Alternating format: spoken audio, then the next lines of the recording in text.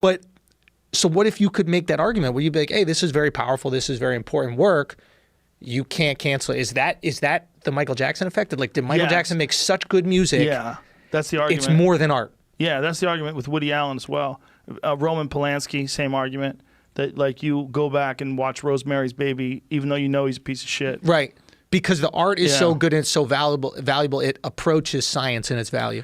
Yeah, there's something about it where it's also ingrained into people's lives. I guess Bill Cosby was so egregious, and what he did was on a network television. It wasn't like he was making films. But you know what's wild? Is that like Cosby was like, putting shit in there, drugging people and fucking them, right? Mm-hmm. Joe Exotic was drugging dudes and fucking them. Yeah, but they wanted to be drugged. They were all hanging around with him. Good point. They're already methed out. They married him. Come on, man. Dude, meth is a powerful drug. It's a powerful drug. Dude, that dude's teeth. It shows you everything you need to know about meth. Dude. The dude with the 4 teeth. What was that line? That's a hell of a drug. What was it?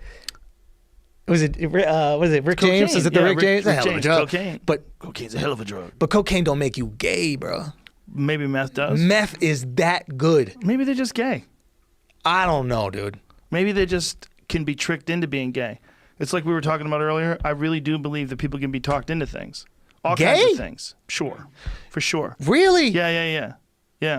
I had a bit about it. Okay. I had a bit about Mormons. Okay. Because Mormons, there was a thing called Proposition 8, and it was all about gay marriage. It was repealing gay marriage. And, what was crazy was that the Mormon church spent a lot of money trying to repeal gay marriage. And I said, if anybody should be scared of gay marriage, it should be Mormons. Okay. Because someone can talk you into being a Mormon.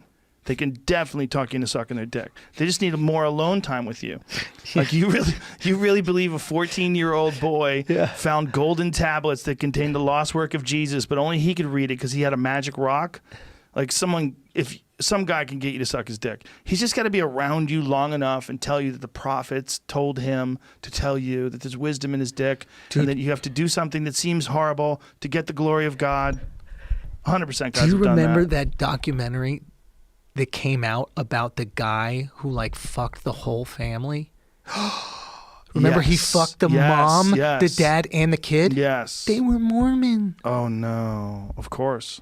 Interesting. But I don't know. I don't know about. They get super gullible when they're in that fundamental religion that doesn't make sense. Right. People that buy into religions and grow up in religions that don't make sense. Yeah. I know a lady who was a Mormon and she actually admitted this. Yeah. It was her admission that made me think about it. Yeah. She goes, I have so much vulnerability when it comes to people who are like crazy yoga guys or cult members. Yeah. Like I buy into it because she grew up her whole life in this fundamentalist religion where you just believe nonsense. So you're used to handing over your consciousness to nonsense. Let me see if I can poke holes in it. Let me see. Let me see here. You become trained to believe and not be skeptical. Yeah. So that anything that makes you feel good and included, you feel like, oh, it's true. Is it is rewarded. True. Yes. All kinds of hokey fucking homeopathic bullshit. And all kinds of nonsense that people believe. Reiki healing. And I want to touch you and heal you with my hands. Yeah. All that nonsense. And we were talking about earlier about people and their art. Yeah. And people being canceled and their art gets canceled.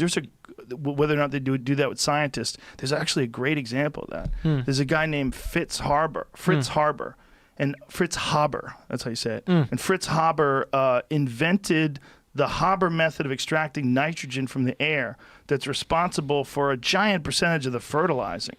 Like when you eat food, like I think they say that 50% of the nitrogen in most people's bodies actually comes from the Haber method.